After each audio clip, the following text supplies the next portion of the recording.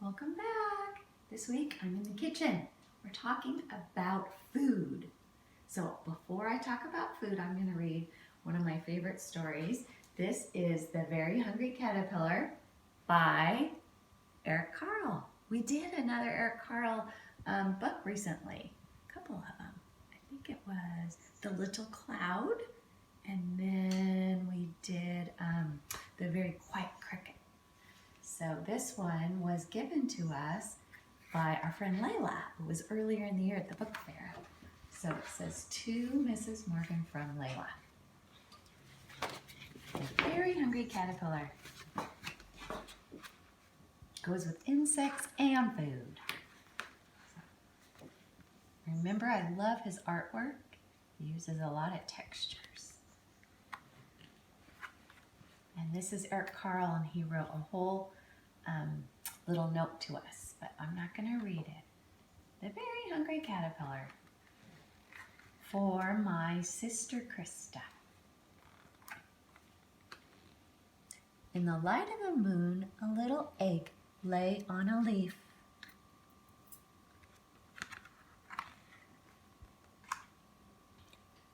One Sunday morning, the warm sun came up, and pop out of the egg came a tiny and very hungry caterpillar.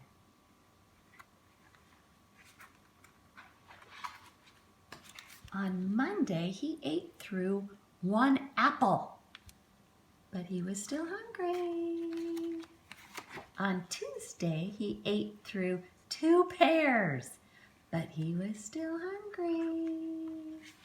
On Wednesday, he ate through 3 plums, but he was still hungry. On Thursday, he ate through 4 strawberries, but he was still hungry. On Friday, he ate through 5 oranges, but he was still hungry. On Saturday, he ate through 1 piece of chocolate cake, 1 ice cream cone, 1 pickle, 1 slice of Swiss cheese, 1 slice of salami, 1 lollipop, 1 piece of cherry pie, 1 sausage, 1 cupcake, and 1 slice of watermelon. And that night, he got a stomach ache.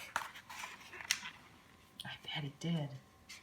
The next day was Sunday again, and the caterpillar ate through 1 nice green leaf. And he felt much better. Going through the leaves. Now he wasn't hungry anymore, and he wasn't a little caterpillar anymore.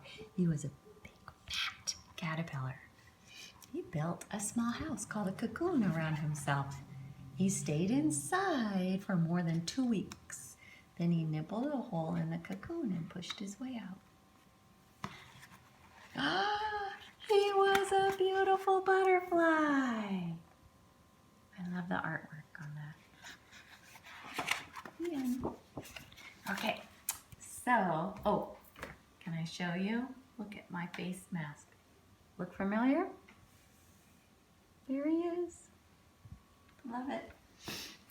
Okay, so we are talking about food, but we just finished talking about plants and transportation. Plants and transportation go with food. They're all connected together. Take this banana. It was grown from a tree on a plantation far away. So this banana likes tropical climate, so it might have come from Central America or Mexico, and then it's shipped over here on a ship, transportation, then put on a truck and delivered to the grocery store where I bought this. So there's a lot of transportation involved, and this and all of these, this fruit bowl, grow from plants.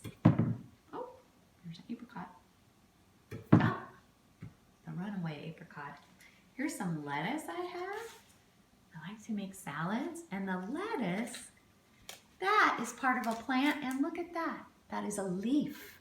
It's a plant leaf. So all the fruits and vegetables are coming from plants. Here's another one. Broccoli. Where that lettuce, you're eating the leaf. This, you're eating the stem. I might eat the little leaf, but you also are eating the flower part of the plant. Broccoli, it's a plant, vegetable. Now over here, you might not think these come from plants, but they do. Like even this bread is coming from flour coming from wheat, which is from a plant. And it goes from the farm, with the farmers growing it with plants, to the processing factory where they make the bread and then they have to transport it. A big truck brings the bread to the grocery store, so transportation and plants. You might think, well, eggs, these are not plants. Well, the eggs come from the chickens, and the chickens eat the grain, which is the chickens need the plants to live. So the eggs need to have plants for the chicken. And then they get transported to the grocery store. Honey, that comes from bees, yes, but the bees get it from the nectar from the blossoms on the plants. So honey, we have to have the plants and the bees to have the honey.